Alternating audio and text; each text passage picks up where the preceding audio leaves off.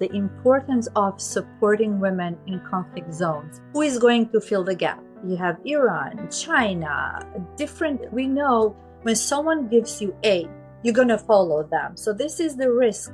Yeah, sure. I started working with the U.S. government under the Bush administration. So I've worked with different administrations. I've served proudly with this nation. I feel like I've gotten a lot of benefits just in terms of, I'm an Iranian American, so I look at what's happening in Iran and recognizes the rights and abilities that I've had growing up that many girls there didn't. So I'm so grateful and very proud to serve. I think the difference now and looking at the opportunities that we had to do good and really be able to support certainly women, especially in areas of conflict. We all know that when there is a conflict or climate disaster or anything, women are often the first ones to step up to clothe people, to provide them lodging, to feed them. And often they are the first ones left out when funding comes in. So we've always been the entities that have been able to fight to push to make sure that women were prioritized, that funding was distributed equally. That's what our office actually really worked to do, is to make sure that the women's empowerment and issues were actually included in our foreign policy, because that's better for everyone. Certainly within conflict areas, when you look at the inclusion of women in peace agreements, are 35% more likely to be successful if women are included.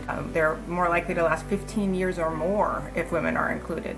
And so I remember we had a very large event at Arlington National Cemetery, and I was looking out at all these graves.